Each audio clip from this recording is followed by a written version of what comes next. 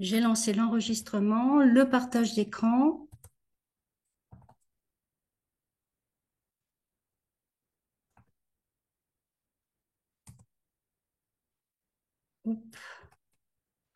Voilà, est-ce que c'est bon? Vous voyez bien le partage d'écran? Oui, Michel, c'est bon. Merci. Alors, le master mention psychologie de l'Université de Caen a pour caractéristique, ouais, j'essaie de le mettre un petit peu en plus petit ici, voilà. Donc, il a pour caractéristique d'être à finalité indifférenciée, c'est-à-dire que les étudiants diplômés peuvent prétendre au titre de psychologue, mais ils peuvent également aussi décider de s'engager après le master dans une poursuite d'études en formation doctorale. En toute cohérence, notre formation privilégie l'acquisition de compétences à la fois pratiques, cliniques, mais aussi en recherche. Notre master propose une formation scientifique et technique aussi indispensable à la pratique professionnelle qu'à la réalisation d'un doctorat. En ce sens, notre formation s'appuie sur le modèle du scientifique praticien. L'ensemble de l'équipe pédagogique constituée d'enseignants-chercheurs et d'enseignantes-chercheuses, de chercheurs, de chercheuses de Prague s'inscrit dans l'un des 6 laboratoires de recherche suivants: le laboratoire de psychologie Caen Normandie, le LPNC, le centre de recherche et de risques et des vulnérabilités, le CEREV, le laboratoire neurophysiologie et imagerie de la mémoire humaine, le NIMH, le laboratoire de physiopathologie et imagerie des troubles neurologiques, le laboratoire FIND, le laboratoire mobilité, vieillissement, pathologie et santé, le laboratoire COMET, et également le laboratoire éthologie animale et humaine, le laboratoire ETHOS. Donc l'ensemble de l'équipe pédagogique constituée donc de ces enseignants-chercheurs permet de soutenir les travaux de recherche et les projets de thèse des futurs diplômés dans l'un de ces 6 laboratoires qui soutiennent notre formation. Notre master de psychologie comprend 5 parcours, chacun a une couleur, comme vous pouvez le voir ici. Le parcours clinique du développement de l'enfant, l'adolescent et la famille, le parcours neuropsychologie clinique de l'enfant à l'adulte, le parcours NCEA, le parcours psychologie de l'éducation, parcours éduc, le parcours psychologie psychodynamique clinique et pathologique, le parcours PDCP, et enfin le parcours de psychologie sociale et conduite du changement, diagnostic et intervention, le parcours PSCC. La capacité d'accueil sur ces 5 parcours varie de 15 places pour 3 d'entre eux à 20 places pour 2 autres. Donc l'ensemble permet de définir un parcours à 85 places d'accueil dans ce master. Alors, si on entre dans chacun de ces parcours a sa spécificité. Le parcours CDEAF, clinique du développement de l'enfant, de l'adolescent et de la famille, vise la formation de psychologues compétents et compétentes dans l'évaluation, la prise en charge et l'accompagnement d'un large éventail de problématiques rencontrées par l'enfant à naître, le nouveau-né, le nourrisson, l'enfant ou encore l'adolescent et bien évidemment sa famille, et ceci dans une double perspective développementale et écosystémique. L'approche développementale met l'accent sur la notion de trajectoire développementale. Il s'agira pour les psychologues formés dans ce parcours et selon les situations spécifiques rencontrées par les enfants et leurs familles, soit de prévenir les trajectoires développementales qui présenteraient un risque pour le bien-être psychologique de l'enfant, ou bien de soutenir celles favorables à son développement, ou encore d'infléchir, voire de compenser celles à risque pour l'enfant. L'approche écosystémique qui s'intègre à cette démarche développementale envisage les difficultés, mais aussi les forces rencontrées par les enfants et leurs familles comme résultant de l'interaction de facteurs biologiques, psychologiques et environnementaux permettant de définir des facteurs de risque et des facteurs de protection sur lesquels intervenir ou s'appuyer. Cette approche biopsychosociale du développement de l'enfant permet aux cliniciens formés d'intervenir aussi bien dans le secteur de la santé, mais aussi dans des établissements relevant du secteur sanitaire et social, comme l'ASE, les différents services de l'ASE, les MEX, l'AEMO, ou encore dans les établissements relevant du secteur médico-éducatif, comme les IME, les ITEP, les CESAP, les CMPP ou les CAMPS. En ce qui concerne le master de neuropsychologie clinique de l'enfant à l'adulte, sa spécificité est de s'inscrire dans une perspective lifespan. En effet, la formation s'étend de l'enfant à l'adulte jusqu'à la personne âgée dans le cadre du vieillissement. La formation théorique et pratique porte sur les difficultés d'acquisition de compétences cognitives chez l'enfant, ainsi que sur les lésions cérébrales acquises et les troubles développementaux. Chez l'adulte, la formation va s'étendre à la psychiatrie, l'addictologie et les pathologies rencontrées chez l'adulte comme la sclérose latérale amyotrophique ou la sclérose en plaques, ou encore les conséquences du cancer. Dans le cadre du vieillissement, la formation porte aussi bien sur les maladies neurodégénératives que sur l'accompagnement en fin de vie. Ainsi, la formation théorique et pratique prépare les étudiants à acquérir les compétences nécessaires, à acquérir les compétences, les compétences nécessaires dans le domaine de l'aide au diagnostic, la prise en charge neuropsychologique et la rééducation.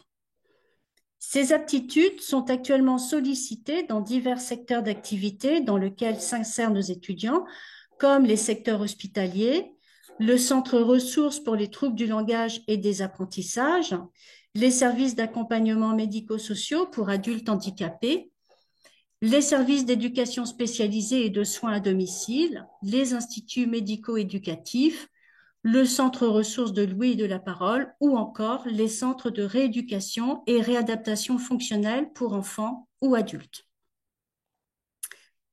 Le parcours psychologie de l'éducation répond à la problématique de l'éducation inclusive qui est de promouvoir l'équité éducative, favoriser l'inclusion sociale et permettre à chaque élève de développer son plein potentiel, de participer activement à la société et de devenir un citoyen informé et engagé.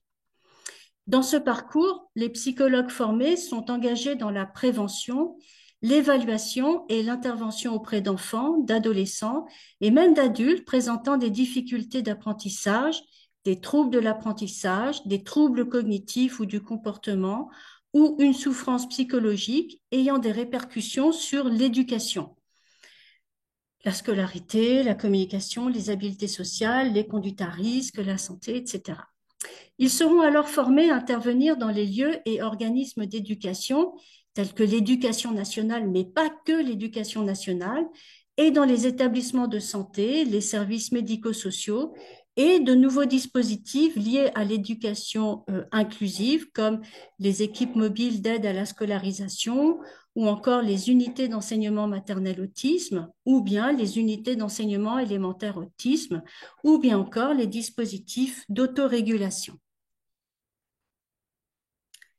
Le parcours de formation psychologie, psychodynamique clinique et pathologique du master de psychologie forme des psychologues à une pratique professionnelle compétente et responsable de la psychologie pathologique et clinique dans ses volets d'évaluation, d'intervention, de consultation psychothérapeutique et de supervision, en intégrant continuellement, dans les limites de leur expertise, les développements les plus récents de l'avancement des connaissances en psychologie scientifique. Les principes d'intégration de la théorie de la recherche à la pratique sont fondamentaux. Il s'agit d'une formation en psychopathologie adossée au référentiel psychanalytique permettant de penser la complexité du sujet.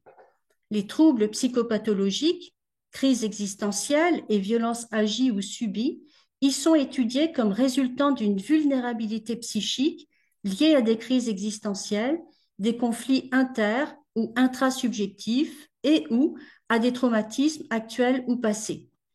Le sujet est pensé dans ses liens familiaux et d'affiliation, voire institutionnels, ce qui permet d'avoir une vision élargie de ces difficultés pour mieux construire un projet d'accompagnement ou de soins.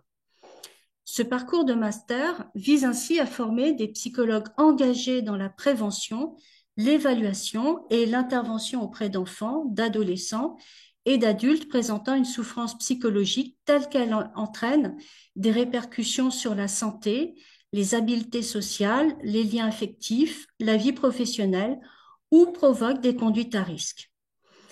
Ce parcours s'organise autour d'enseignements théoriques, méthodologiques et pratiques, diagnostiquer, intervenir, élaborer un projet de suivi, des enseignements qui sont proposés dans une progression entre la première et la deuxième année.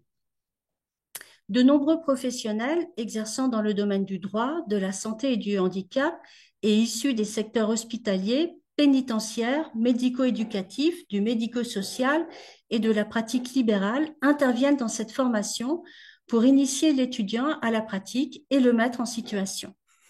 Les futurs psychologues cliniciens issus de cette formation seront capables d'intervenir dans les domaines médico-psychologiques, éducatifs, judiciaires, ainsi que dans le domaine de la santé, du travail et du handicap, et développeront des compétences dans l'usage et l'exploitation de différents outils cliniques, l'entretien clinique, mais aussi l'entretien clinique de recherche, l'utilisation des tests projectifs comme le Rorschach et le TAT en particulier, des échelles de personnalité, des échelles d'évaluation des risques, des outils d'évaluation thérapeutique, entre autres.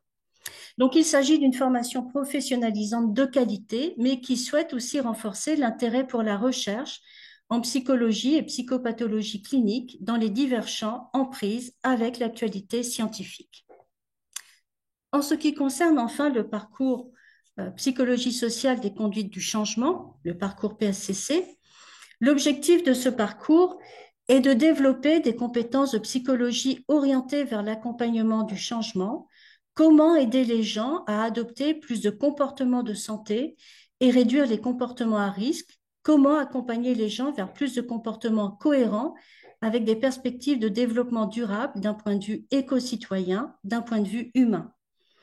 Cette démarche se structure toujours en deux phases. Dans un premier temps, les psychologues vont essayer de comprendre ce qui génère le comportement à prévenir ou à promouvoir. Dit autrement, cela revient à identifier les freins et les leviers à ce comportement. Et c'est bien sur la base de ce diagnostic que seront ensuite conçus les dispositifs de prévention ou de promotion de comportements les plus appropriés.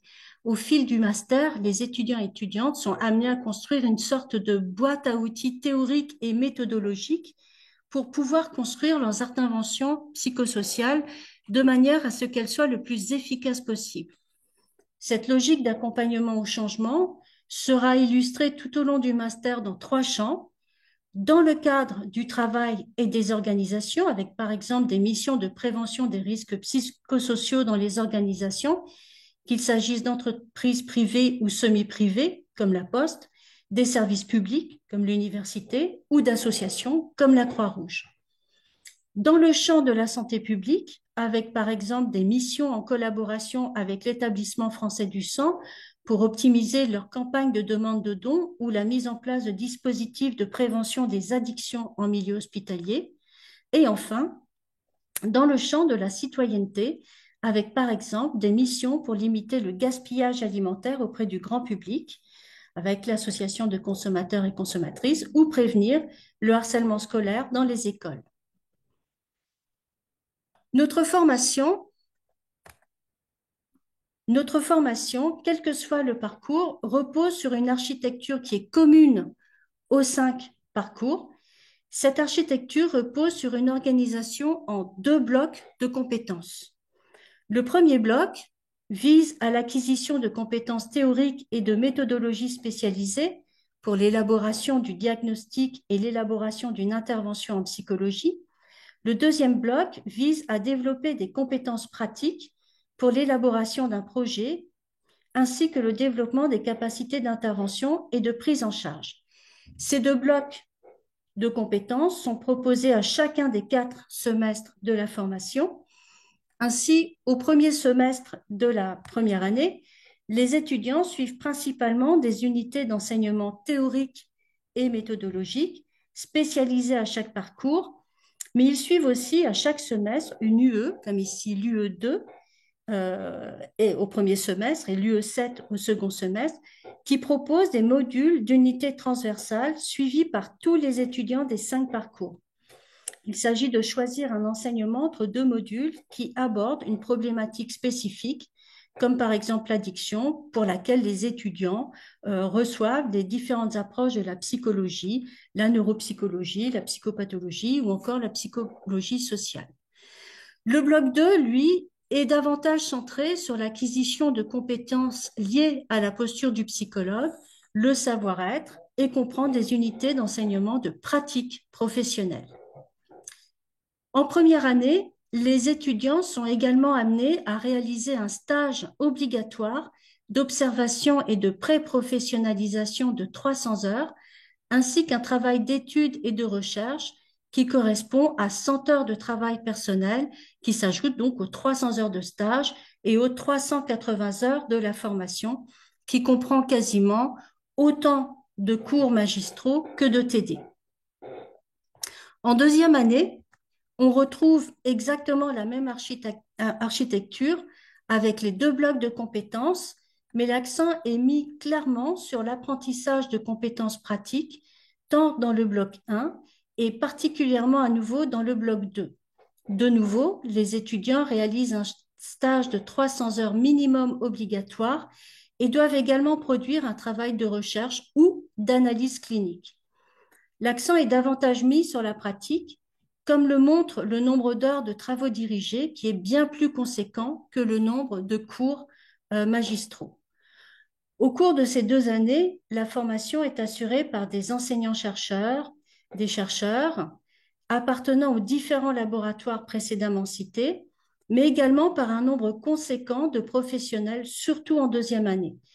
Certains parcours, tels que celui de psychologie de l'éducation, proposent en deuxième année des enseignements qui sont tous intégralement assurés par des professionnels extérieurs.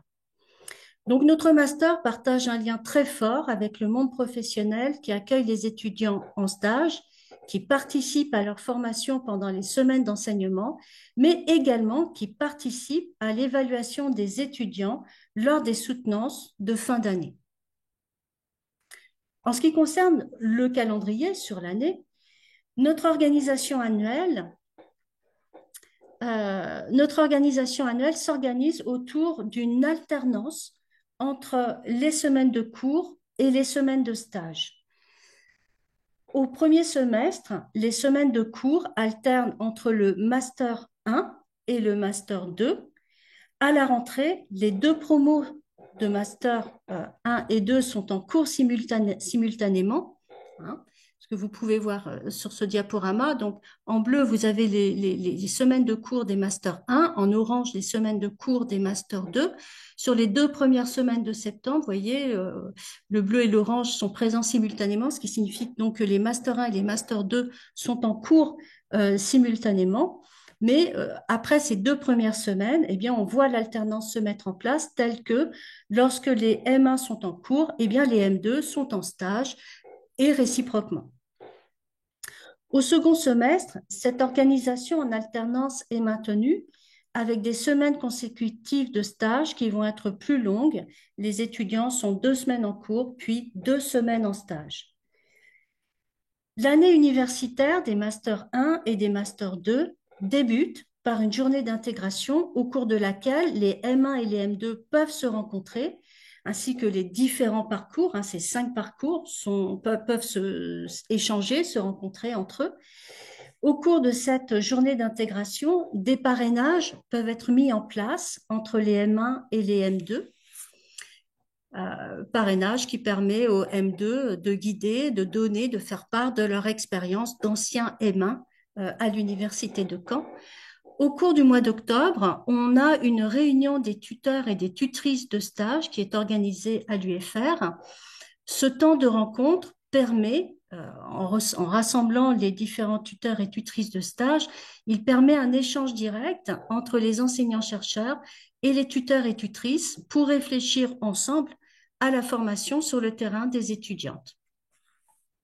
Chaque fin de semestre est ponctuée par des examens. Donc, pour l'année en cours, euh, à la fin du premier semestre, les examens ont lieu du 18 au 20 décembre, aussi bien pour les M1 que pour les M2. À la fin du semestre en cours, ces examens auront lieu du 21 au 23 mai pour les Master 1 et du 20 au 21 juin pour les Master 2. Les étudiants et étudiantes de Master 1 et Master 2 sont vivement incités à valider l'année en une seule session, celle de juin ou de juillet, suivant l'année du master. Les étudiants de M2 qui rencontrent des difficultés sur leur lieu de stage ont la possibilité de poursuivre leur stage en juillet et sur les premières semaines de septembre pour une soutenance de leur mémoire professionnelle en septembre.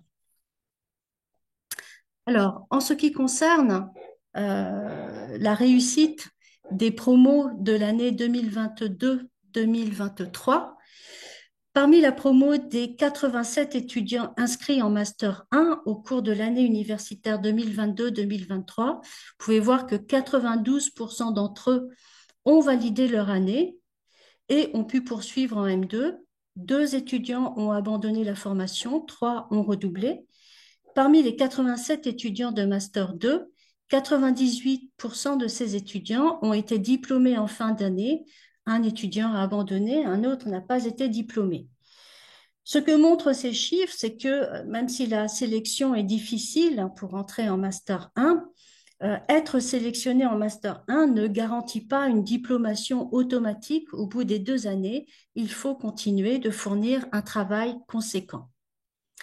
Beaucoup d'étudiants, certains étudiants peuvent bénéficier de contrats pédagogiques qui permettent de réaliser éventuellement l'année universitaire en bénéficiant d'aménagements spécifiques pour faire face à une situation difficile, c'est-à-dire un aménagement d'année d'études, par exemple, en 2 ans, si l'étudiant ou l'étudiante se trouve dans une situation de santé qui est difficile pour elle ou pour lui, s'il est soutien de famille et que travailler l'année sur une seule année est compliqué, on peut proposer donc ces aménagements au travers de contrats pédagogiques. Toujours à propos de quelques chiffres, euh, en ce qui concerne la promo de Master 1 qui a été recrutée suite à la campagne Mon Master 2023. Suite à cette campagne, nous avons pu accueillir 88 étudiants en Master 1, dont 2 sont en formation continue. Parmi ces 88 étudiants, nous avons 59% des étudiants qui ont obtenu leur licence à Caen. Alors 59%, ça ne veut pas dire que nous donnons une préférence aux candidatures caennaises, mais à Caen, comme dans chaque université, se produit le même scénario. Finalement, les bons étudiants qui sont sélectionnés, généralement, font le choix de rester dans leur université d'origine. En M2, nous avons actuellement une promo de 83 étudiants, dont 3 sont en formation continue.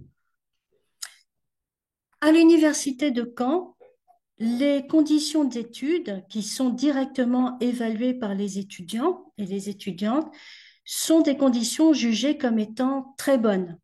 L'université de Caen, c'est un campus qui a pour particularité d'être au cœur, au centre de la ville de Caen, dans un environnement qui est très vert, très verdoyant. De façon plus spécifique pour le master, ici vous avez des illustrations des salles de master. Chaque parcours de master dispose de sa propre salle de master.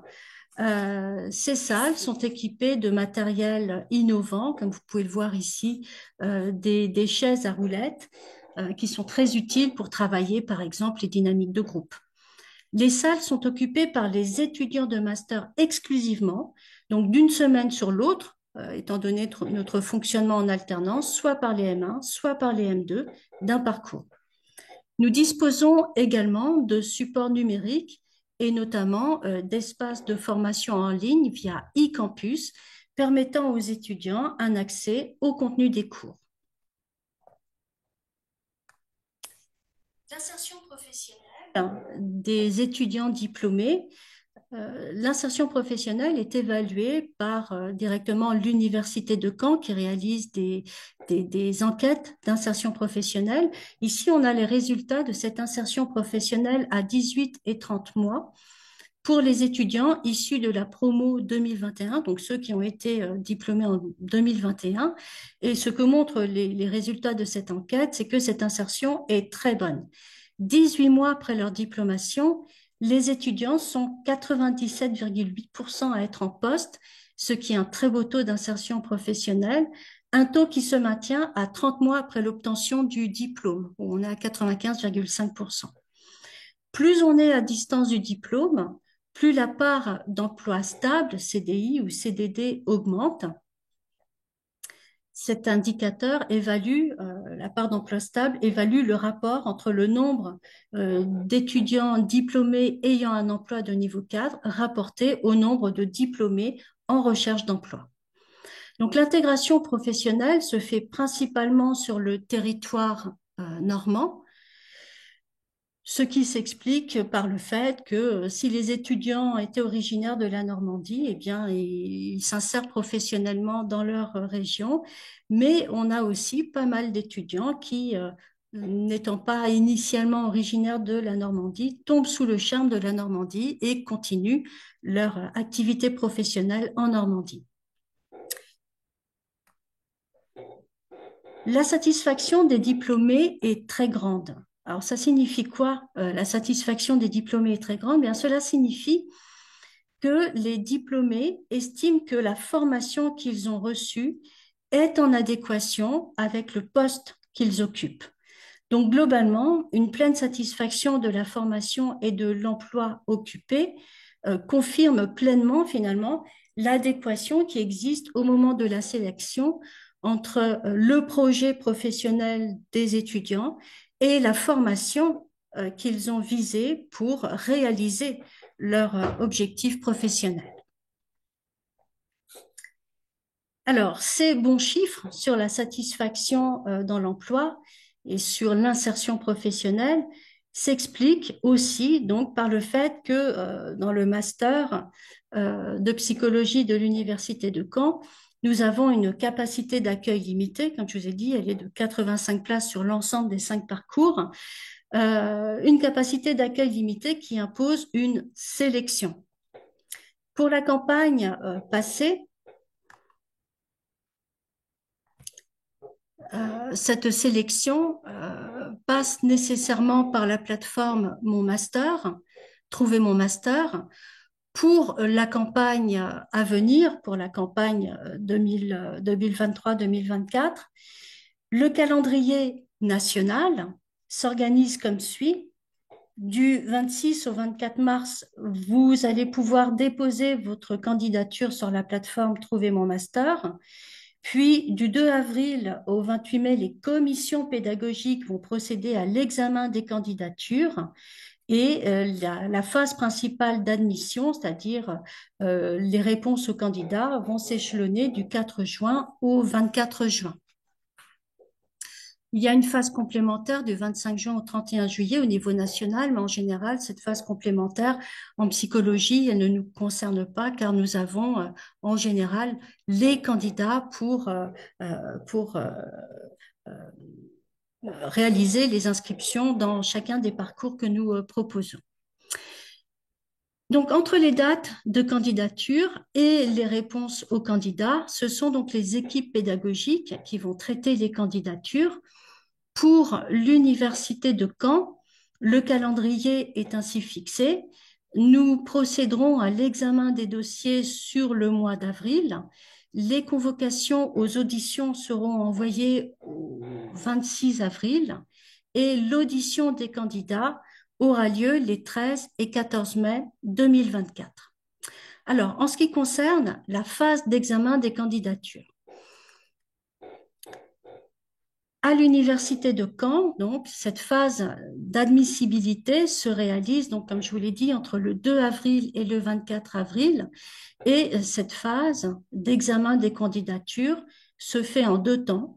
Dans un premier temps, les dossiers vont être examinés, Cette phase d'examen des dossiers vise à déterminer si le ou la candidate a la capacité de poursuivre sa formation dans le master qui est ciblé.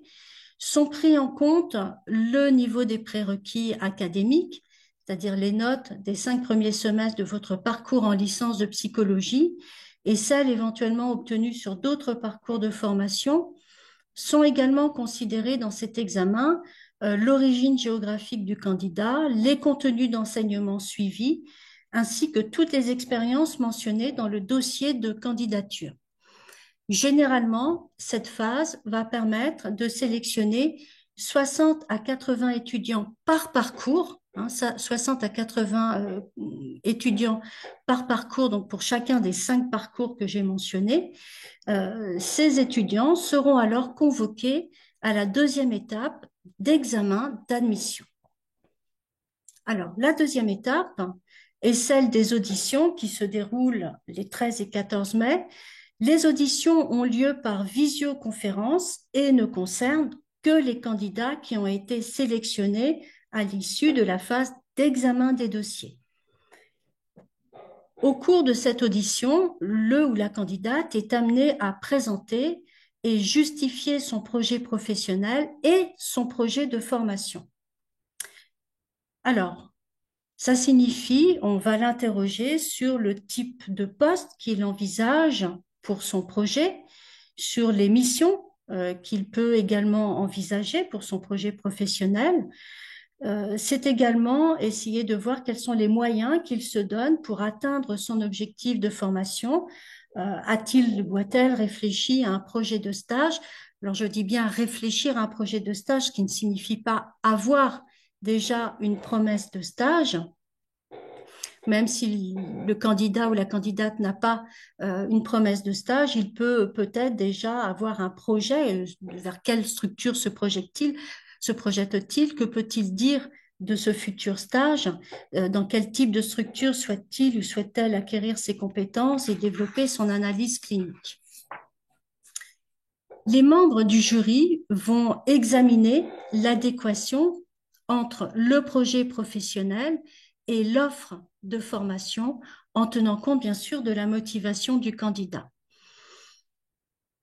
Apprécier l'adéquation entre votre projet professionnel et l'offre de formation, c'est aussi pour les membres du jury tenir compte de la faisabilité de votre projet de formation. Est-ce que ce projet est réalisable dans la formation que vous visez? Les candidats sont également invités à exposer les contraintes auxquelles ils seront confrontés, alors non pas pour les écarter de la sélection, mais surtout pour évaluer si on peut mettre en place des dispositifs adaptés aux contraintes des candidats de façon à leur permettre d'aller au bout de leur formation. L'audition dure 10 minutes et est suivie d'un temps d'échange avec les membres du jury. À l'issue de cette phase, une liste principale est établie correspondant aux capacités d'accueil de chaque parcours. Une liste complémentaire est également établie qui varie suivant la qualité des candidatures retenues. Alors, sur la dernière campagne, mon master, ici, nous avons donc les chiffres de cette dernière campagne. Alors, des chiffres qui peuvent en effrayer certains, mais qui traduisent finalement la réalité de la campagne passée. Ainsi, sur la campagne Mon Master 2022-2023, ce sont 4032 dossiers complets qui ont été reçus à l'UFR de psychologie pour pourvoir 85 places de master. À l'issue de la phase de sélection des dossiers, ce sont 485 convocations aux auditions qui ont été envoyées. Sur ces 485 convocations aux auditions, nous n'avons eu que très peu de désistements puisque 468 étudiantes et étudiantes se sont présentées aux auditions. Et à l'issue des auditions, 78 étudiantes et étudiantes ont été classées en liste principale et 197 en liste complémentaire. auxquels s'ajoutent 9 candidatures, qui ont été traitées sur la plateforme e-candidat, qui concerne les étudiants qui relèvent de la formation continue ou des étudiants qui relèvent du dispositif études en France. Alors, que retenir de cette présentation? Eh bien, le diplôme national de master que nous proposons en psychologie est à finalité indifférenciée. Il permet l'obtention du titre de psychologue. Il propose une formation professionnelle recherche de qualité, intégrant 600 heures de stage sur les 2 années de formation, 600 heures de stage obligatoires, encadrées par un référent universitaire et un tuteur ou une tutrice de stage. Cette formation intègre des mises en situation professionnelle et clinique, ainsi que une initiation à la recherche en Master 1 et éventuellement donc une poursuite en doctorat. Cette formation est assurée par une équipe compétente, à l'écoute, qui travaille avec vous, qui est constituée d'enseignants-chercheurs, de chercheurs, de chercheuses, de professionnels, mais bien évidemment une équipe de gestionnaires de scolarité qui est tout à fait à l'écoute des étudiants. Notre master, mention psychologie, offre un excellent taux d'insertion professionnelle et des conditions d'études de qualité via une vie de campus assez riche, des espaces de travail dédiés via les salles de master, un support technique via une testothèque et des salles de documentation. Voilà, à l'issue de cette présentation générale, je vais laisser la parole à ma collègue Karine Le Breton, directrice adjointe de l'UFR de psychologie, qui vous présente le dispositif formation continue. Merci Michel. Est-ce que tu peux m'autoriser le droit du partage d'écran, s'il te plaît? C'est fait. Ah, ok. Donc, je vais partager mon écran.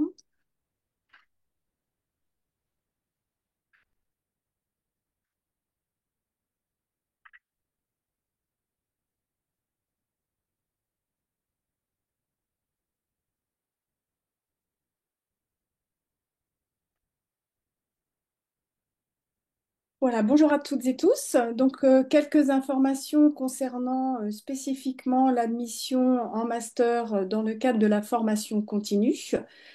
Donc, quelques éléments en préambule. La formation continue n'est pas synonyme de formation à distance. Le master de psychologie pour les 5 parcours donc, de l'université Caen est en effet proposé uniquement en présentiel. Et deuxième élément important, ah, j'arrive pas à avoir pardon, j'ai pas la main sur mon animation. Euh, Excusez-moi, j'essaie de résoudre le problème.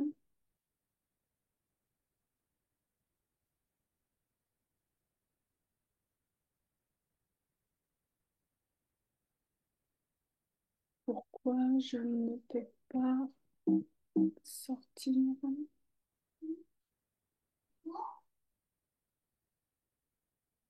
Je vais désactiver le partage.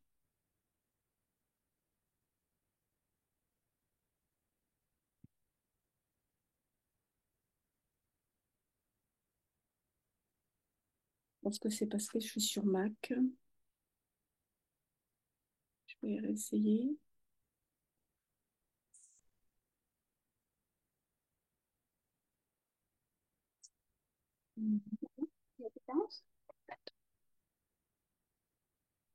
Voilà, donc vous m'entendez bien? Je poursuis. Donc, deuxième élément important, la formation continue n'est pas synonyme d'autorisation d'absence.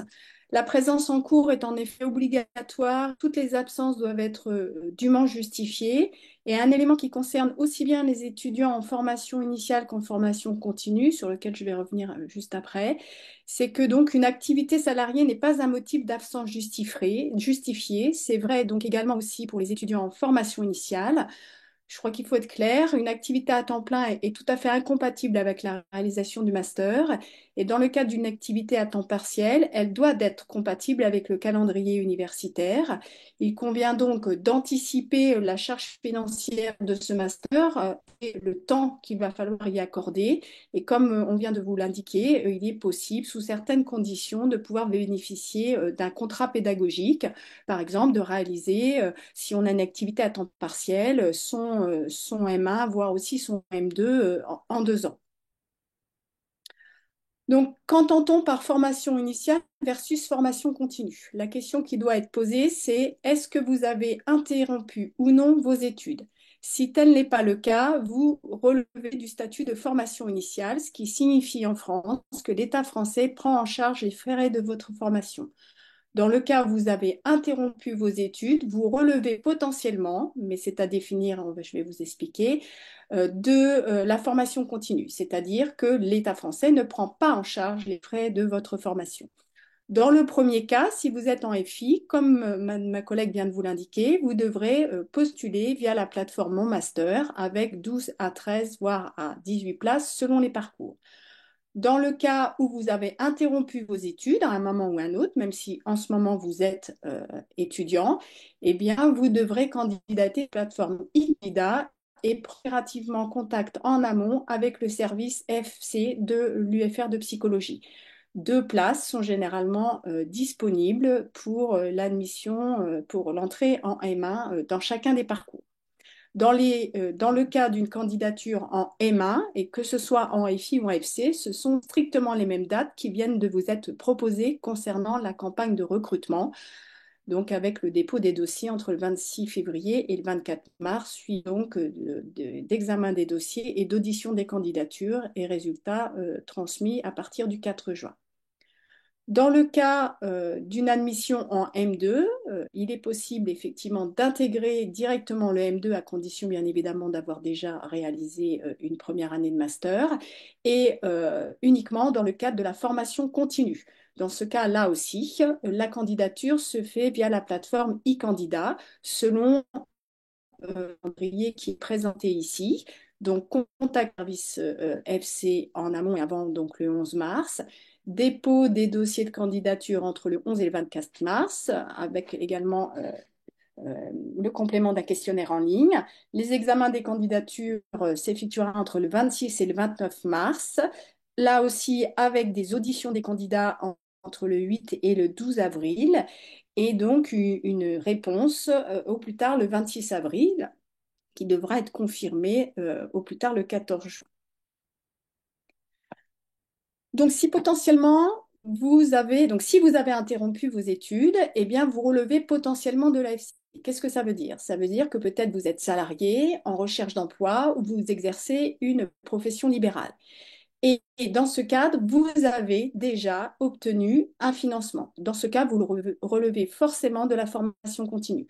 Les moyens de financement, quand on est salarié, eh bien, c'est possible via votre employeur qui peut financer tout ou partie de votre formation.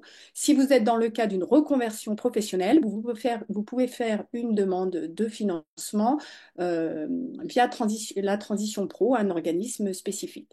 Si vous êtes demandeur d'emploi, il faut impérativement prendre contact avec votre conseiller ou conseillère France Travail et où vous pouvez également mobiliser votre CPF, mais ce ne sera uniquement possible qu'en M2. Enfin, si vous exercez une profession libérale, vous pouvez contacter le Fonds interprofessionnel de formation des professionnels libéraux qui peut également financer tout ou partie de votre formation. Si vous n'avez pas de financement, c'est-à-dire que vous pouvez en fait justifier du fait que vous n'avez pas, au regard de votre statut, la possibilité de soumettre des demandes de financement à des organismes financeurs, ou que vous avez fait la preuve que vous avez eu des refus et un minimum d'eux. Eh bien, dans ce cas, 2 options. La commission justifie, si vous ne pouvez pas justifier d'absence de financement, eh bien, vous serez forcément inscrit en formation continue et donc l'ensemble des frais d'inscription sera à votre charge. Soit vous pouvez justifier d'absence de financement Dans ce cas, l'examen de votre candidature sera soumise donc aux responsables des parcours de formation qui jugeront si un accompagnement pédagogique est nécessaire ou pas. Dans le cas où un accompagnement pédagogique est nécessaire, vous devrez vous inscrire avec le statut FC. Et donc, si vous n'avez pas de financement, c'est que vous financerez votre formation. Dans le cas où un accompagnement pédagogique jugé nécessaire au regard de l'ensemble de votre dossier, des compétences que vous avez acquises et aussi bien sûr des prérequis pour suivre la formation, eh bien vous pourrez bénéficier d'un statut de reprise d'études dont le tarif donc correspond au tarif de formation initiale. Donc, voilà quelques éléments. Après, il y a beaucoup de situations spécifiques. Donc, c'est pour ça qu'il est strictement impératif de contacter en amont l'UFR de psychologie avant le dépôt du dossier pour évaluer justement la faisabilité financière et pédagogique de votre projet. Je vous ai indiqué ici les tarifs de formation. C'est le prix que vaut une année de M1 et une année de M2, pris en charge en FI par partie par l'État. Et donc, pour que votre inscription soit définitive, il est impératif de pouvoir fournir tous les documents nécessaires avant la date limite d'inscription en master, qui est la même qu'on candidate via mon master ou via e-candidat. Voilà, quelques éléments généraux et peut-être des questions plus spécifiques auxquelles je pourrais répondre. J'arrête le partage de l'écran.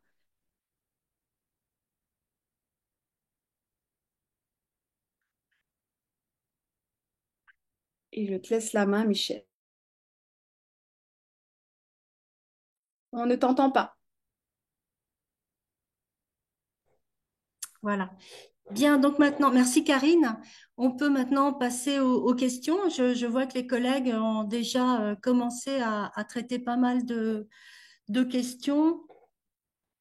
Euh, faire un service physique, est-ce que cela fait qu'on relève de la formation continue? Bah non, si vous avez gardé votre statut étudiant, Karine, c'est bien ça? Non, bah oui, oui, bien sûr. Non, si on a fait un service civique cette année, donc vous avez un service civique entre dans le cadre potentiellement d'une césure et globalement, si vous pouvez tout à fait postuler en formation initiale. Il ne faut pas que je dise de bêtises quand même. Ça dépend si vous le faites. En fait, ça dépend si vous avez ce service civique dans le cadre d'une césure. Ça veut dire que vous êtes encore étudiant. En revanche, si vous n'êtes plus étudiant, potentiellement, oui, vous relevez de la formation continue. Ok. Dans les questions, mais les collègues ont déjà répondu. Peut-on justifier de notes basses en L1, L2 pour des raisons de santé et qui expliquerait également des notes basses en L3? Est-ce qu'on peut fournir un justificatif médical pour expliquer la raison pour laquelle les notes sont basses? Alors là, oui, je pense que vous pouvez adjoindre un certificat, mais tout dépend si cette pièce a été prévue si vous avez la possibilité de déposer cette pièce complémentaire. Je crois qu'il y a la possibilité de joindre toute pièce qu'on juge utile. Par contre, il faut être très clair. Nous n'étudions pas en détail, si je peux me permettre, à Michel, Oui. les lettres de motivation et donc les explications spécifiques que peuvent fournir les étudiants pour expliquer leurs notes. En premier lieu, vu le nombre de candidatures que nous avons à traiter, nous commençons à faire un classement sur la base des notes. Et donc, effectivement, ça peut être pénalisant. Hmm. Ouais. Si vous êtes entré en L2 par le biais d'une équivalence sans la L1, est-ce que le dossier est considéré comme complet? Ben, il est considéré comme complet si vous avez bien validé une licence de psychologie.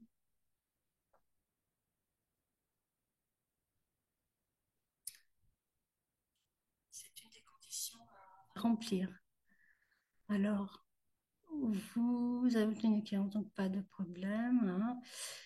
Euh, J'ai dû interrompre une formation cet été pour raison de santé. Je n'ai pas pu reprendre cette année. Suis-je toujours en formation initiale? Vous vous êtes interrompu cette année, mais avez-vous gardé le statut étudiant?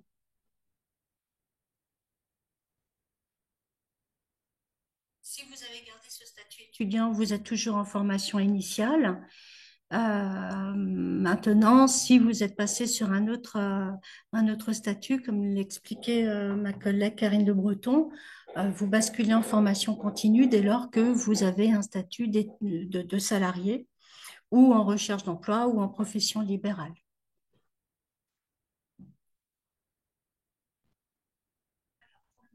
Pouvez-vous m'indiquer quels sont...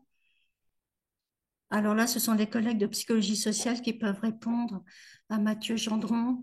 Pourriez-vous m'indiquer quels sont généralement les sujets de mémoire réalisés? Y a-t-il des thèmes récurrents ou des sujets privilégiés? Quels sont C'est les... ça. Je suis en train de répondre, Michel.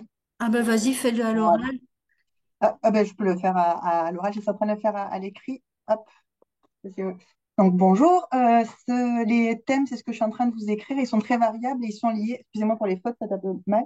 Donc, ils sont liés aux compétences en recherche de chaque membre de l'équipe. Donc, si vous nous cherchez sur ResearchGate ou sur les sites de nos laboratoires, j'ai mis le nom des deux laboratoires où il y a des chercheurs en psychosocial. Ça vous permettra d'identifier les thématiques.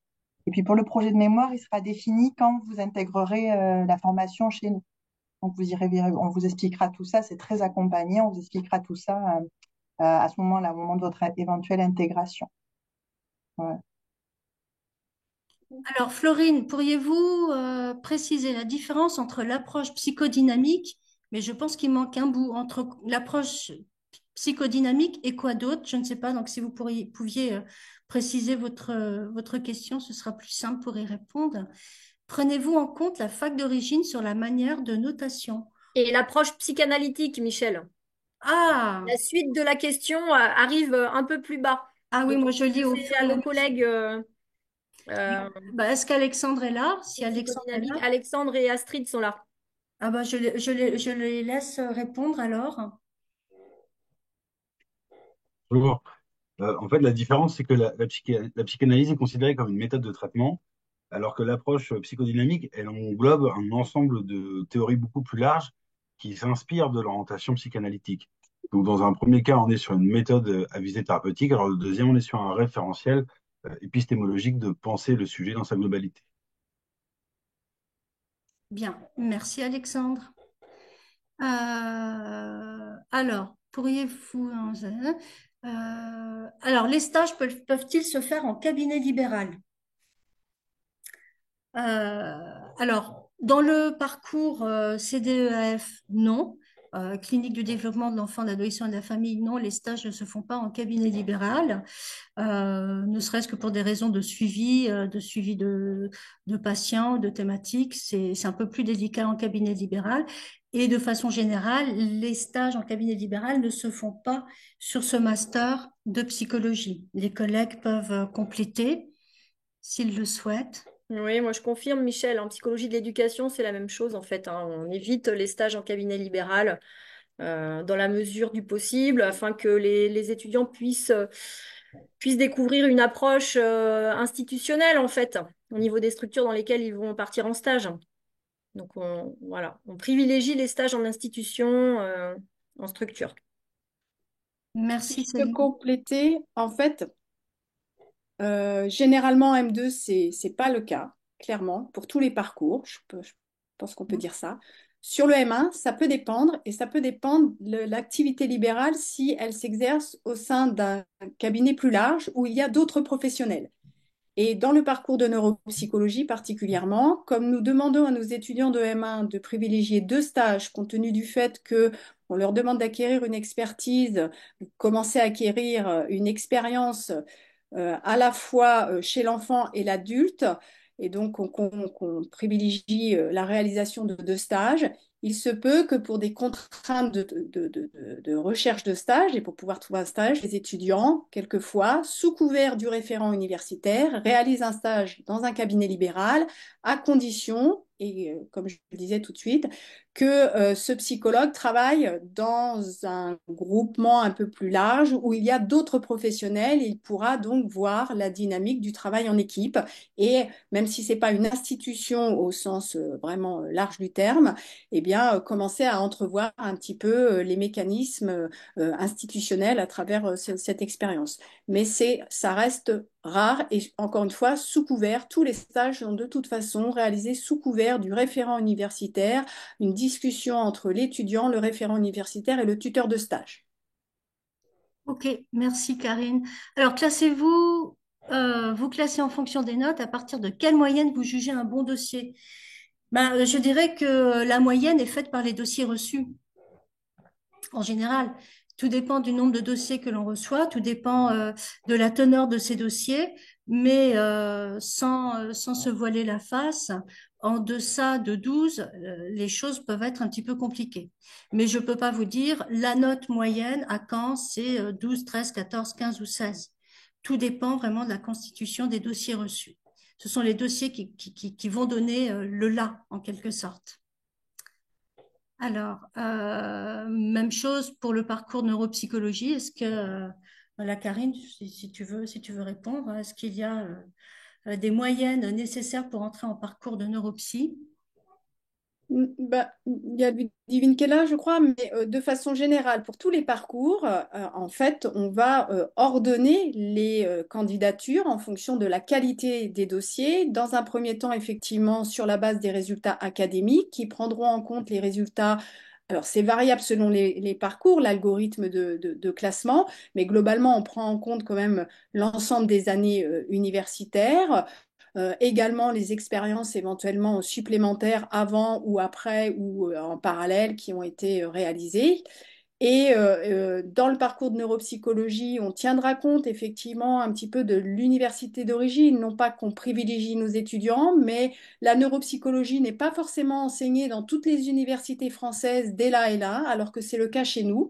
Donc effectivement, notre master étant conçu comme un cycle de formation sur 3 plus 2, eh bien on va en master aller au-delà de tout ce qui a été vu en licence sur la base de ce que nous on propose dans notre université. Donc effectivement, des prérequis en neuropsychologie pour entrer en master sont nécessaires. Donc chaque parcours a son algorithme de classement et comme ma collègue vient de le dire, eh bien, tout dépend de la qualité des dossiers. Mais effectivement, un étudiant qui a validé brillamment sa L1, sa L2 et sa L3 a de fortes chances de pouvoir être admis au moins à l'audition. Hmm. Alors, toujours les questions sur les notes. Vous classez en fonction des notes, les notes pour les matières pertinentes pour le master demandé ou sur la base de la moyenne générale. On va considérer les deux. On va considérer la note, une note générale, mais on va également regarder les notes dans les matières qui sont plus cibles en fonction du master qui est demandé. Des questions sur la formation continue. Une personne a arrêté ses études en 2020, mais a fait toute sa licence en formation initiale. Elle ne travaille pas, elle n'est pas inscrite à Pôle emploi. Est-ce qu'elle peut candidater en formation initiale? Je serais tentée de dire Alors, oui. Mais Karine? en fait, finalement, deux options. Hmm. Quand on est inscrit avec un statut à l'université, on le garde. Donc, pourquoi vous n'avez pas été inscrit en FC? Parce que effectivement, toutes les universités ne proposent pas dès la L1 ou la L2. Par exemple, chez nous, c'est uniquement en L3, la possibilité d'une inscription en formation continue. Donc, forcément, vous êtes inscrit en formation de reprise d'études. Maintenant, si vous avez obtenu de très bonnes notes, ben, vous avez toute votre chance donc en candidatant en formation initiale. Il faut bien comprendre que le nombre de candidatures en formation initiale est beaucoup plus important que le nombre de candidatures en formation continue. En revanche, si, voilà, j'ai envie de dire, c'est un peu à vous de décider, vous avez presque les deux options, même si nous, on préférait quand même à quand vous candidatez via e-candidat. Ainsi, on pourrait étudier plus en détail votre dossier et notamment si vous n'avez pas eu des notes excellentes, parce que bon, faut avoir quand même réussi donc correctement, voire bien, voire très bien ces années de licence, eh bien, vous allez vous retrouver un petit peu peut-être au milieu ou au fond du classement. alors même que vous avez des choses à faire valoir de par les expériences que vous avez peut-être obtenues par ailleurs. Donc, du coup, candidater via e-candidat permettrait au jury d'étudier plus en détail votre dossier, ce qui ne veut pas dire que vous serez inscrit en formation continue. Comme je viens d'expliquer, tout dépendra si vous avez des possibilités de financement. Dans votre cas, a priori, vous n'avez pas d'option possible. Vous n'êtes même pas demandeur d'emploi. Et donc, si vous êtes déjà depuis 3 ans inscrite, Vanessa, à l'université, eh bien, possiblement, le jury de recrutement pourrait juger que vous n'avez pas besoin d'accompagnement pédagogique particulier. Vous n'arrivez pas là après plusieurs années où vous n'avez pas été en formation universitaire, vous avez l'expérience des 3 années, et donc on pourrait vous autoriser à vous inscrire en formation de reprise d'études. Mais tout ça est au conditionnel. Il faut bien sûr qu'on étudie votre dossier. Donc c'est pour ça aussi que quand vous avez des doutes, il ne faut pas hésiter à contacter le service de formation continue, les responsables de formation pour avoir leur point de vue pédagogique et pour décider, dans votre cas présent, si il pourrait être pertinent de candidater en formation, enfin via e-candidat en fait, quoi. Mais vous avez tout à fait le droit, puisque vous êtes inscrit actuellement en FI, de candidater sur mon master. Toujours des questions sur la formation continue. Servane, j'ai le statut étudiant par erreur. Alors, le statut étudiant, j'imagine formation initiale. Dois-je obligatoirement passer en formation continue? Bah, là encore, Je ne euh, suis pas sûre d'avoir compris la question. C'est quoi moi le non plus. statut actuel? Si j'ai le statut étudiant par heure initialement. Mm. Ah, Oui, euh, alors peut-être est-ce que je peux parler? oui, bien sûr. Je me suis trompée quand je me suis inscrite en licence 1. Ou alors dans la faculté dans laquelle je me suis inscrite, hein, il n'était pas possible de s'inscrire en formation continue, donc c'était uniquement formation initiale. Du coup, Oui, je suis en formation initiale actuellement. oui. Mais je pourrais relever de la formation continue, normalement. Vous avez une Et- activité salariée? non, mais je vais bientôt être à Pôle emploi. D'accord. Eh bien oui, dans ce Pareil. cas-là, vous avez intérêt à candidater via e-candidat. C'est ça, je Euh, comprends maintenant que e-candidat, c'est plus, enfin, il y a plus de candidats qui sont susceptibles d'être sélectionnés que. C'est pas comme ça qu'il faut le penser, hein. C'est-à-dire D'accord. que il y a que 2 places en formation continue, mais en fait, vous pouvez relever de la formation continue ou bien de la formation, enfin, de reprise d'études selon que vous avez ou pas un financement, comme je l'ai évoqué tout à l'heure. Donc, vous étiez déjà en FI, donc vous pouvez postuler en FI, mais si vous voulez faire valoir des droits de formation continue, c'est-à-dire que Pôle emploi, par exemple, vous verse une indemnité pendant que vous êtes en formation, vous releverez forcément de la formation continue. Donc voilà, il faut étudier les options financières vous concernant en fait, quoi. D'accord. Ok. Toujours sur formation continue, une étudiante qui a fait un service civique, qui ne rentre pas dans les catégories salariées, recherche d'emploi libéral. Est-ce que c'est de la formation continue? Non, c'est de la formation initiale. Enfin, le service civique rentre dans la formation initiale. Encore une fois, tout dépend Hmm. si ça se fait dans le cadre d'une césure ou si c'est une interruption des études. Alors, vous avez une activité. Ça pourra passer en formation initiale, mais on vous demandera forcément ce que vous avez fait. Mais potentiellement, vous pouvez relever de l'AFC. Mais enfin, c'est-à-dire, je reprécise, le statut FC, c'est vraiment à l'issue d'un processus d'analyse du dossier.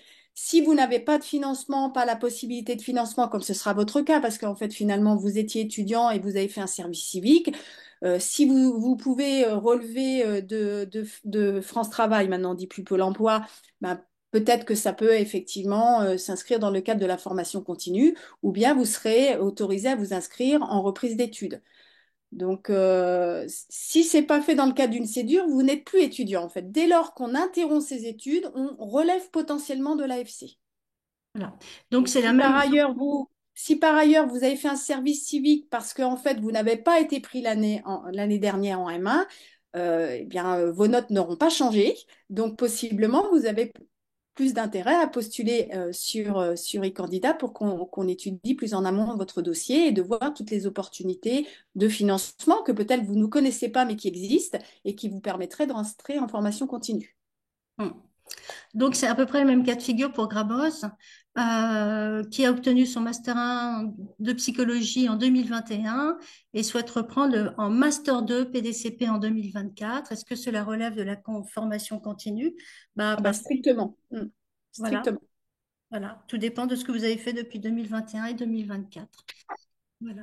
Alors, j'avance dans les questions. Donc, les notes, non.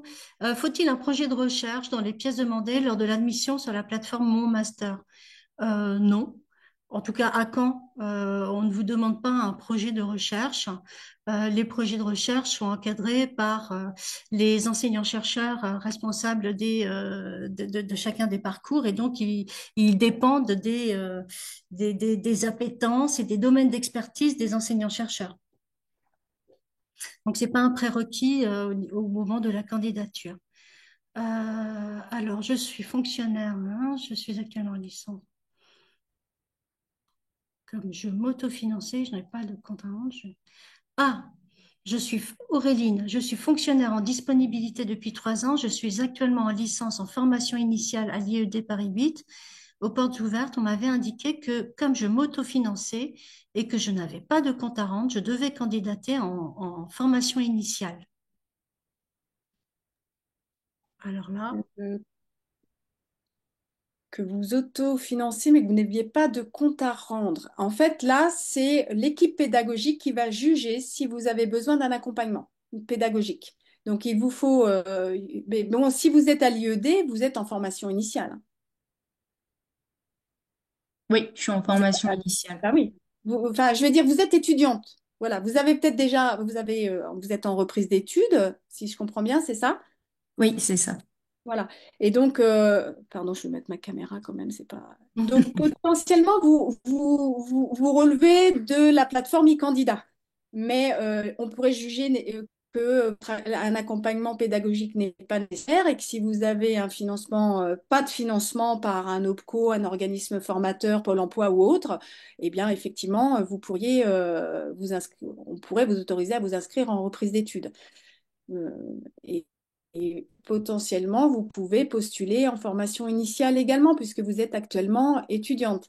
Vous voyez, le choix, en fait, il va aussi dépendre si vous avez besoin de temps de financement particulier pour mener votre formation. Là, moi, en fait, vous devriez postuler en formation enfin, via e-candidat. Et puis, on adaptera et on jugera si vous relevez effectivement de l'AFC ou si vous êtes en reprise d'études. une question pour le parcours neuropsychologie, donc Ludivine ou Karine. Est-ce qu'un stage mêlant à la fois pratique neuropsychologique et suivi psychothérapeutique, environ 50% chacun, est autorisé, bien que ce ne soit pas exclusivement du suivi neuropsychologique? Peux répondre, Karine, si tu veux, ou tu pourras compléter. Donc nous, en fait, l'objectif en fait du stage, c'est vraiment que la pratique, enfin, que l'étudiant en fait qui soit en stage soit vraiment avec un psychologue qui ait une pratique de neuropsychologie. Alors, c'est toujours intéressant lorsque le neuropsychologue a une activité complémentaire et qu'il exerce dans un autre cadre, et donc là, qu'il a une double compétence psychothérapie et neuropsycho. Mais là, un 50-50, c'est en termes de pratique neuropsychologique, du coup, ça limite en fait à 50% l'activité en fait que vous voyez sur le lieu de stage dans l'apprentissage d'une pratique neuropsychologique. Donc là, à 50-50, c'est un découpage qui est quand même assez, enfin, qui est assez équilibré pour le coup, mais déséquilibré par rapport à la pratique neuropsychologique. Alors, on peut, j'imagine, envisager du coup que le stage soit plus long, ce qui permet du coup d'avoir la pratique neuropsychologique sur un temps suffisamment long pour que ça puisse répondre sur 150, 200 ou 200 heures de stage. Donc voilà. Mais essentiellement, l'idée, c'est quand même d'être en stage avec un psychologue qui a une pratique de la neuropsychologie. Ok, merci. Juste, je précise, Ludivine, en fait, si c'est le stage de M1, 300 heures uniquement avec cette personne, Oui, c'est un peu compliqué pour toutes les raisons que ma collègue vient d'évoquer. En revanche, si c'est un des deux stages et que donc c'est que sur 150 heures ou 100 heures et que par ailleurs il y a 200 heures réalisées avec une... Vous voyez, donc ça peut être envisageable. Tout ça se discute en amont. Ce que je voudrais redire et que ma collègue Michèle Molina a dit tout à l'heure, c'est que avoir trouvé un stage n'est pas, vous voyez, du coup, une condition sine qua non pour être admis, puisque tout va dépendre du projet de stage et de l'accord que donnera le référent universitaire. Donc, c'est toujours potentiellement une promesse que vous avez, mais qui devra être validée par le référent universitaire qui vous sera attribué en début d'année de Master 1. Ok, merci Karine. Alors, dans le cas où peut-on candidater sur plusieurs parcours d'une même mention ou est-ce pénalisant? Non, bien sûr, vous pouvez candidater sur plusieurs parcours d'une même mention. L'idée étant, bien évidemment, au moment de ces candidatures, de joindre une lettre de motivation qui précise un projet professionnel en adéquation avec la spécificité du parcours demandé, mais il n'y a rien de pénalisant là-dedans. Toujours une question formation continue. Si nous travaillons en travail étudiant actuellement dans un établissement de santé à mi-temps, sommes-nous éligibles à la formation continue? Non, si vous êtes actuellement étudiante, que vous n'avez pas interrompu vos études, vous êtes en formation initiale. Par contre, ce que j'évoquais au début de ma présentation, c'est que une activité salariée, alors que même aussi bien en FC qu'en FI, hein, qui n'est pas compatible avec le calendrier universitaire, sachant que tous les cours sont obligatoires et que de nombreux lieux sont justement validés par l'assiduité, eh bien, ça peut être compliqué. Donc, si par exemple vous travaillez comme assistant d'éducation dans un collège et que vous êtes à mi-temps, vous allez inévitablement, que vous travaillez donc dans les jours ouvrables de la semaine, vous allez manquer des cours et ça ne sera pas autorisé. Donc là, on pourra plutôt essayer d'envisager avec vous de faire une partie de l'année, une partie des UE la première année et l'autre partie la deuxième année. Ou alors vous arrêtez de travailler, vous avez anticipé et avez mis suffisamment d'argent de côté pour quand même vivre pendant votre formation. Si vous avez une activité à mi-temps en tant qu'étudiante, comme beaucoup hein, d'étudiants salariés, eh bien, qui est compatible avec le calendrier universitaire de la formation, c'est-à-dire par exemple vous travaillez le soir à partir de 18 heures ou vous travaillez le week-end. Aucun impact sur votre présence en cours, donc pas de problème, vous pouvez avoir cette activité à côté.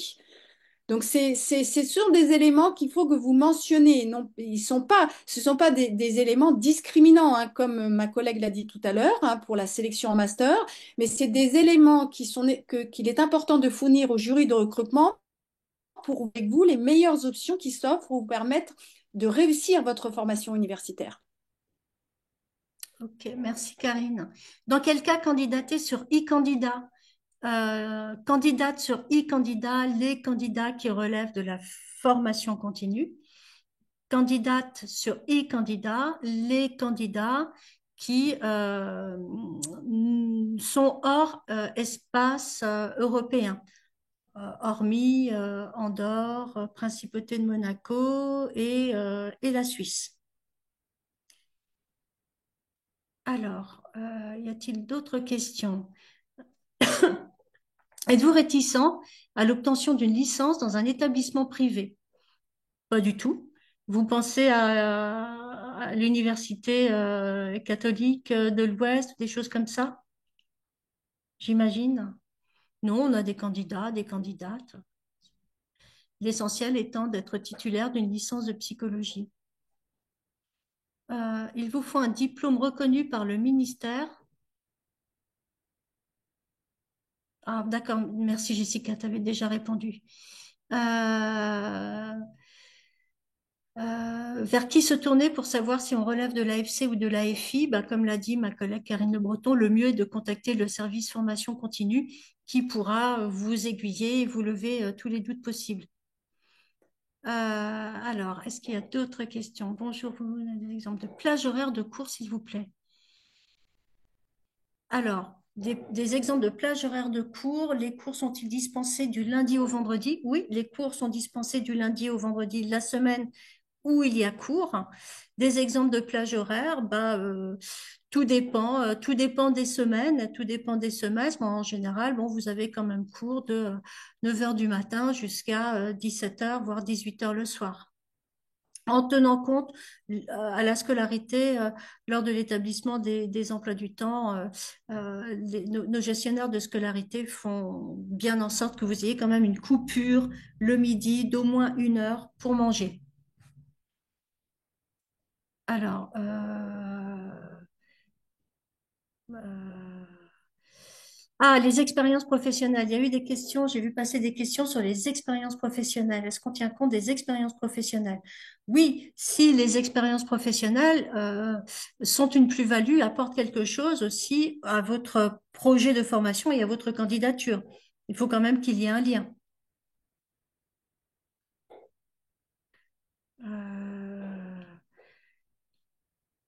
Dans le cas d'un autofinancement, dans le cas un autofinancement pour le M2 en FC, faut-il candidater via e-candidat? Dès lors qu'on relève de la FC, on candidate sur e-candidat.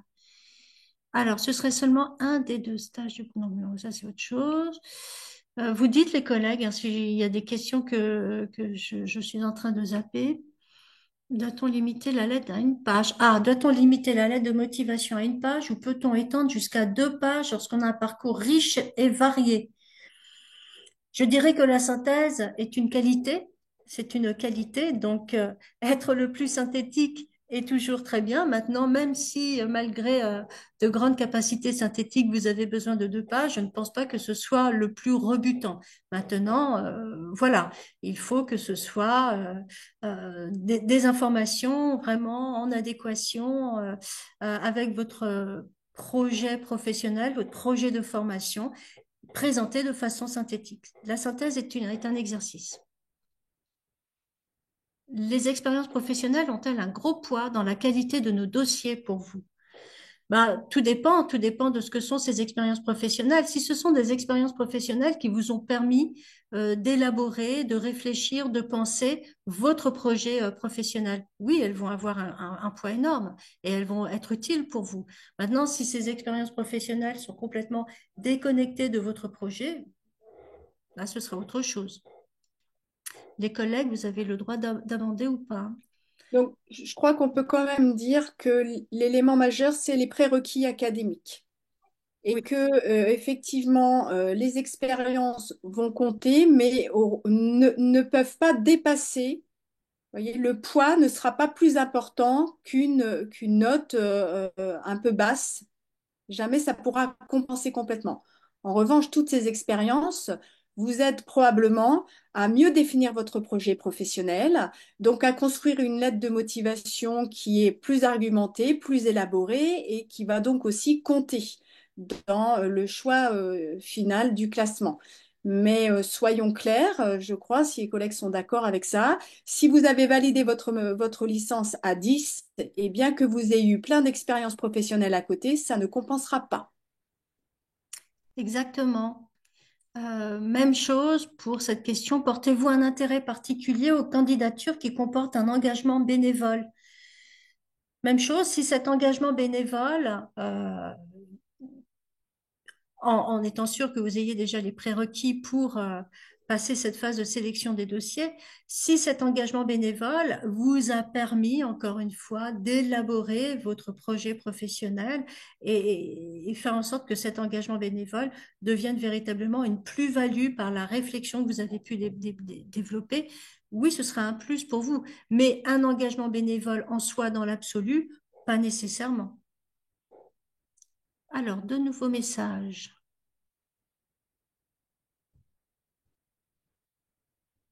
Combien de personnes sont admises dans le master clinique du développement? On a une capacité d'accueil de 15 étudiants. Voilà. Et en master neuropsychologie, on est sur une capacité de 20 étudiants. Combien sont placés sur liste d'attente? Dans les deux parcours, tout dépend, là encore, tout dépend des dossiers et des candidatures examinées. On n'a pas un nombre taqué sur la liste complémentaire, sur la liste d'attente. Tout dépend des candidatures reçues, examinées. L'année dernière, L'année dernière, on était un peu juste en neuropsycho. L'idée un peu générale cette année, c'est probablement d'essayer d'avoir une liste complémentaire équivalente à peu près 2 fois la liste initiale. Peut-être plus selon la qualité des dossiers. hmm. Alors, est-ce que la réalisation de formations complémentaires ainsi que la participation à des séminaires et des journées peuvent compenser ces notes? Non. Non, les notes que vous avez sont les notes que vous avez. Elles ne peuvent pas être compensées. Avoir suivi un séminaire ou un colloque, c'est toujours bien pour vous, c'est toujours formateur, mais ça ne rajoutera pas des notes à vos notes, ça ne rajoutera pas des points à vos notes. Idem pour des journées d'études.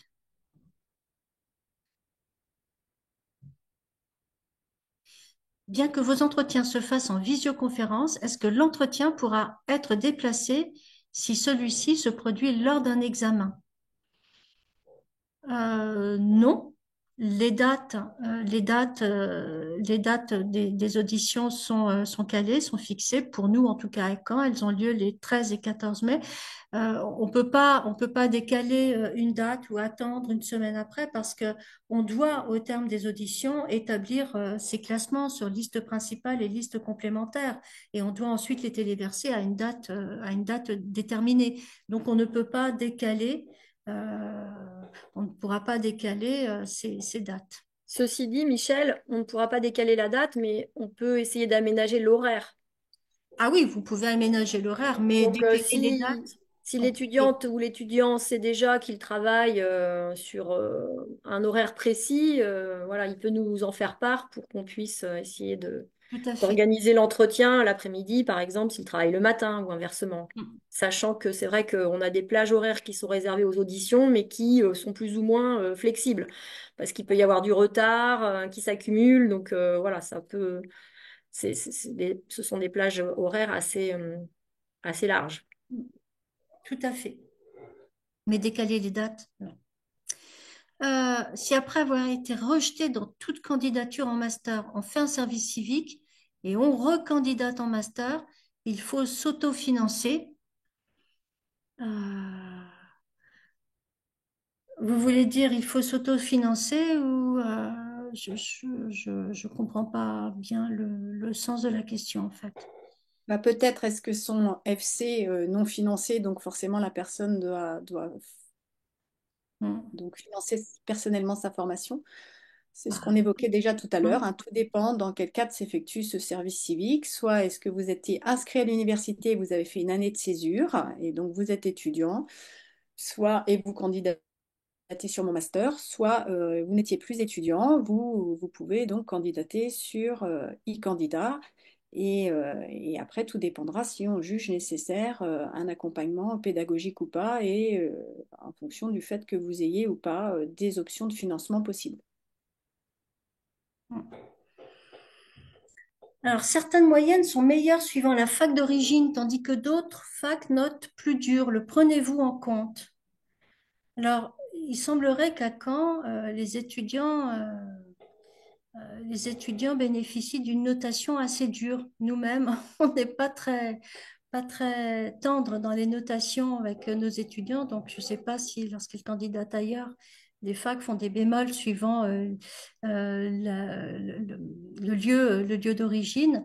Mais en tout cas, non, à Caen, on ne va pas pondérer en disant pour les étudiants provenant de telle université, on met un bonus de temps, ou on pénalise parce que là, la notation trop douce ou pas. Ça, c'est juste absolument impossible. C'est juste absolument impossible à faire.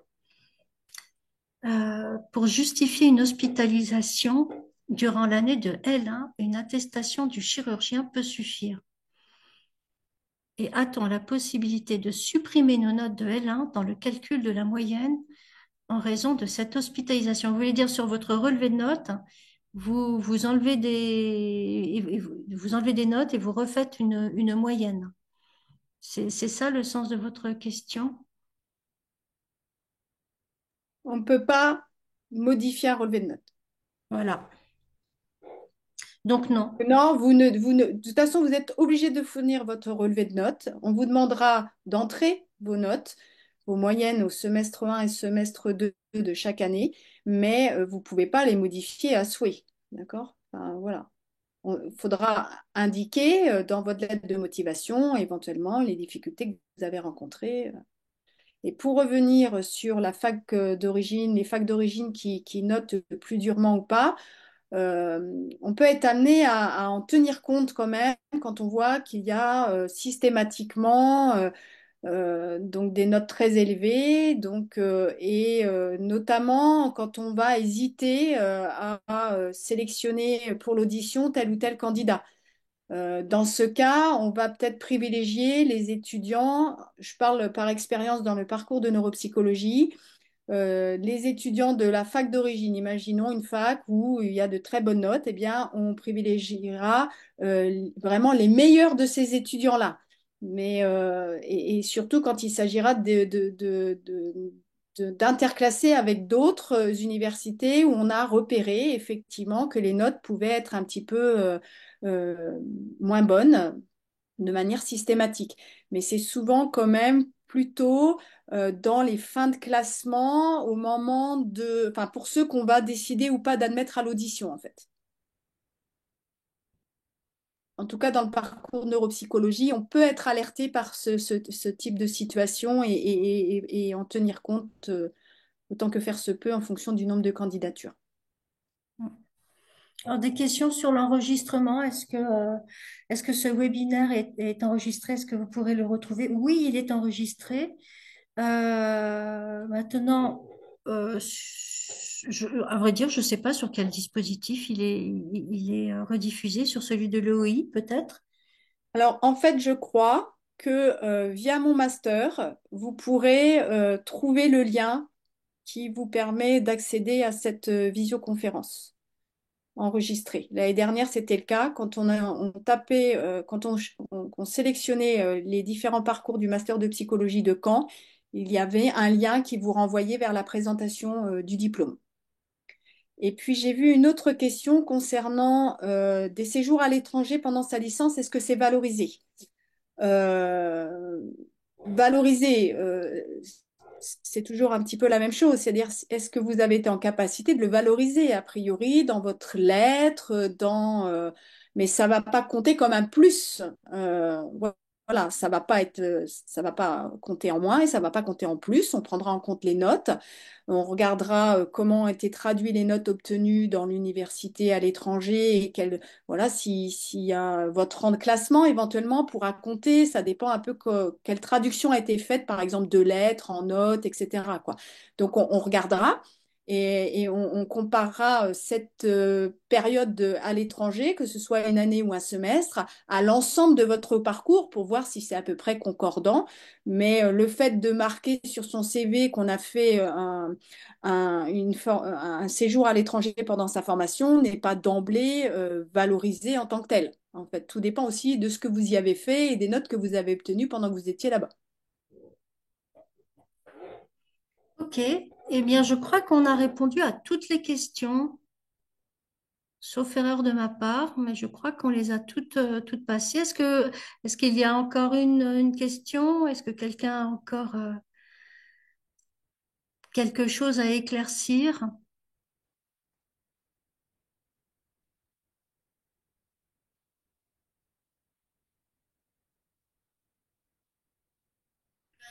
Un nouveau message. Deux nouveaux messages. Ce sont des gens qui nous quittent. Donc peut-être qu'on peut arrêter ici ce webinaire. Un grand merci aux collègues qui ont prêté main forte pour les réponses aux questions. Et un grand merci à celles et ceux qui ont participé à ce webinaire. Merci Michel. Merci Merci Céline. Michel. Bonne Merci Bonne soirée à Nicolas. soirée. toutes et à Merci Karine. Bonne tous. soirée à tout le monde. Bonne soirée. Merci Michel. Merci Alexandre. Bon, un bisou à Valentina alors. J'y vais tout de suite. Ah, je n'en doute pas. Bonne soirée à tous. Salut! Ciao.